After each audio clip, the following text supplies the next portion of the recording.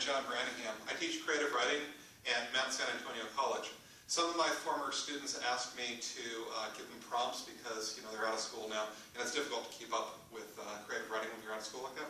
So I thought I'd upload these to this blog and do one, or at least for a while, do one a week, and then give just a little bit, tiny lesson, and then an exercise to do. And you can post whatever you have down below in the comment section, and I will respond to it if I can.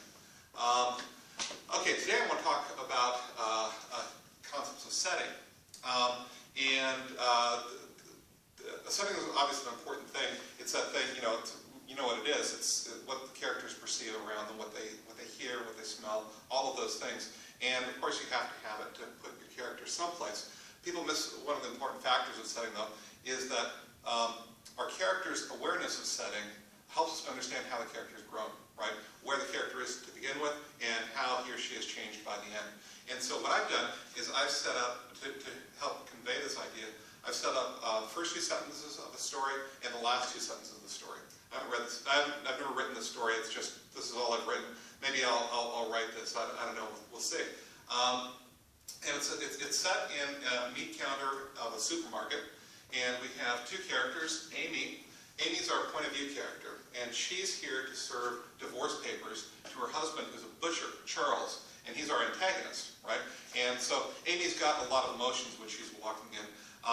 First of all, Charles is physically bigger, and he's kind of a scary guy, and also it's an emotionally difficult thing to do to serve divorce papers. So that's going to be reflected in the way she perceives setting at the beginning.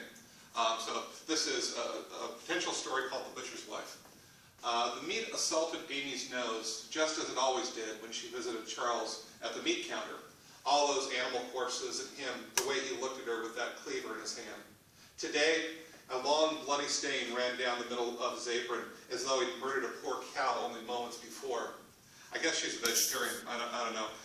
But her conception of this setting, she's assaulted here, and there's corpses, and there's bloody stains. And it's just what she's focusing on as she's walking through it, how she's understanding these things. And it really just reflects how she feels. And we've all done this. You go to some place and you're in love. All you see is those things that help to indicate love.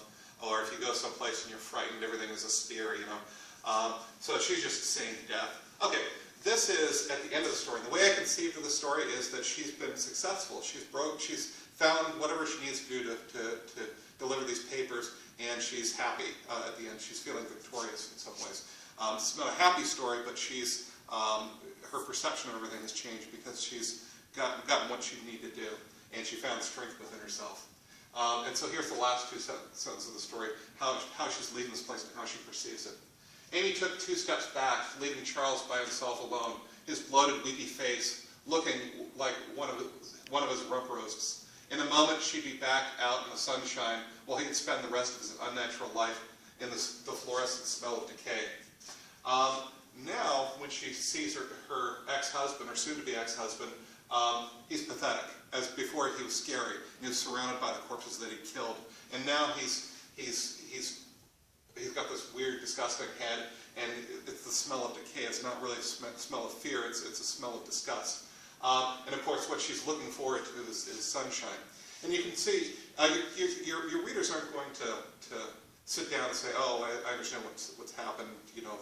The perception has changed," but they'll feel it, right? And because you've done this, you've got this overwhelming feeling of joy at the end. Okay, so here's the assignment.